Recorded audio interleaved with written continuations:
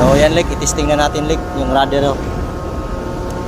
Sige Sik, third, pwede mo na i-stop yung number 1 third kung libre ka na.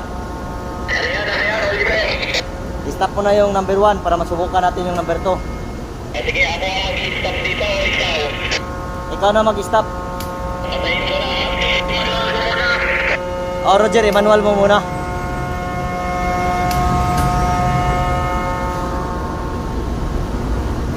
Sabi ko nito. Nakapatay na yung number 1. Oh Roger, subukan mo yung, di ba number 2 na yung tumatakbo ngayon. Subukan mo ikabig. Sige, kapig ako.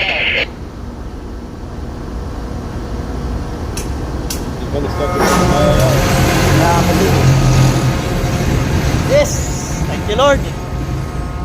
What? Thank you God.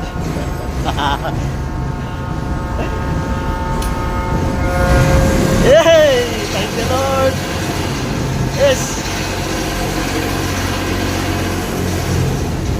Ano balita third? Gumana na third no?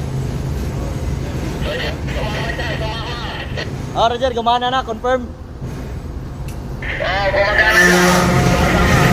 Alright. Ayos na third.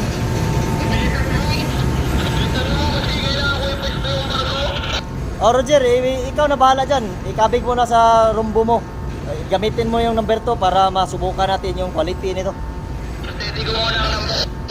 Naka-on, ito mo nang gamitin.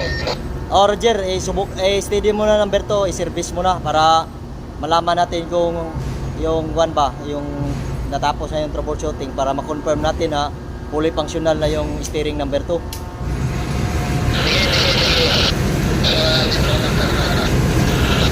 Lig, number 2 na lig oh. Gumagana na yung number 2 lig. Naka-shut off na yung number 1. Lakas ang vibration nito.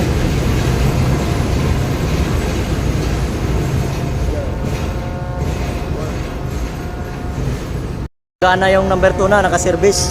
Nandito na si Chief Engineer oh. Yung pressure ng hydraulic pressure oh. Diba kanina, zero yung dalawa, pabor estribor. Tsaka yung naka-pressure lang, yung main lang, solenoid valve doon yan. Yan oh, gumagana. Yung naka-service ngayon Lik, number 2 na Lik. Patay na yung number 1 doon. Thank you Lord. God is good all the time Lik.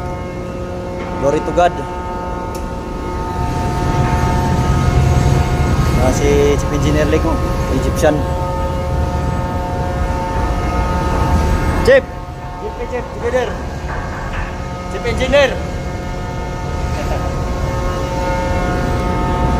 Yun Lik, naka-service na yung number 2. Ito yung mga nasunog na relay.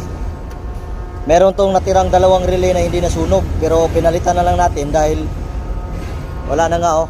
Sobrang dumi ay kuha na. Luma na masyado ba.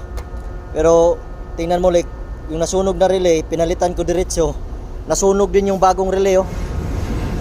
Nasunog din siya diretso Lik. Naputol yung resistance niya dito, naputol yung kable niya, yung coil niya dito sa loob kasi wala na siyang resistance dito sa 1 and 2 para sa coil niya. Kasi yung normal na operation niyan para ma-extinguish mo na sira ba o ayos pa yung relay, dapat dito sa dalawa meron kang makuha na resistance dyan, minimum 5 ohms. Tapos dito sa, di ba, is 1, 2, 3. So may number yan Lik. Itong sa taas, number 4, number 2. Dito normally open yan. Bawat taas, normally open. Ito yung common sa baba. Ito yung hinawakan ko dito. Tapos yung gitna, tsaka ito common, normally close yan, gitna. Yung sa taas, normally open. Yun ang sinasabi ng diagram niya Lik oh. Sa gitna, normally close. Sa taas, normally open.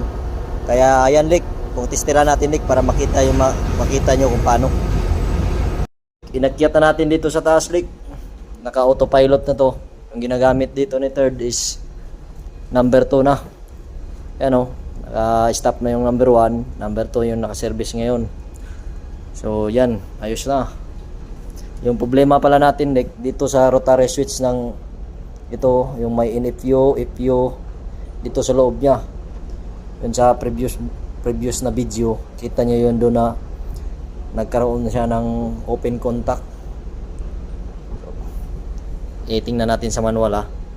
Ito Lik, naka number 2 tayo. I-testing namin yung non-follow up. Emergency daw to na steering. Ilagay to sa non-follow up. So, ka-hand tapos non-follow up. Kasi nabigasyon kami ngayon, naka-full ahead. Testing dahil para paglagay sa report. Kasi yung EPU tsaka yung EPU sa automatic tsaka sa manual, naka-auto tsaka sa manual. Sa EPU, fully functional siya. Yung NFU na lang hindi namin ma-confirm. Kaya para isang email na lang sa opisina na na-confirm na lahat. Simula na sa segundo. Nakahan tapos manual.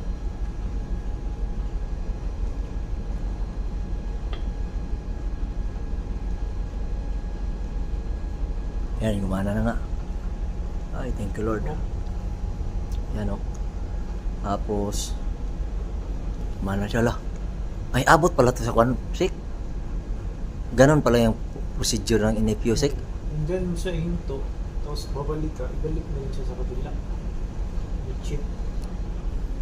Ano pala yan? Tagalin pala yan, no? Yung NFU na yan, no? Kumambyo nga yung barko.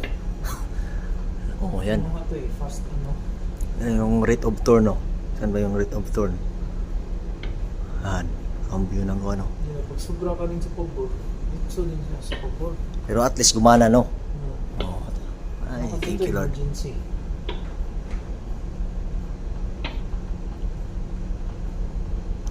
So, fully functional siya, sik, no? Tinisiundo ngayon, Nick.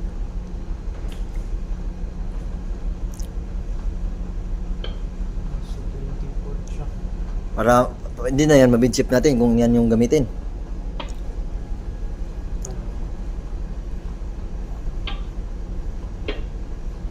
Hindi, pwede. Balik na siguro natin sa if-music. Tapos hand. Pero kung ma-midship mo yan, ayos.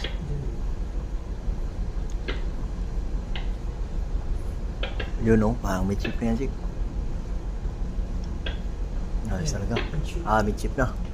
Oo, nangyara tayo. Midship na, lik. Ayos. Ano ba? Okay, balik na natin sa kuan, sik. Follow up. Follow up. Alright.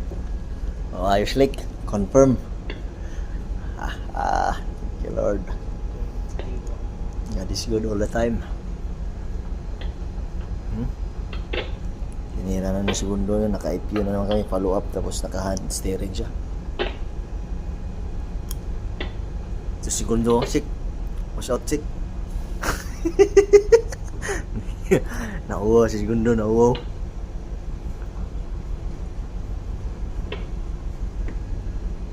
So, yung nagnik. Ay, bumalik na naman sa hand, tapos i-auto na rin ng segundo yan pag maka-target niya na yung kurso.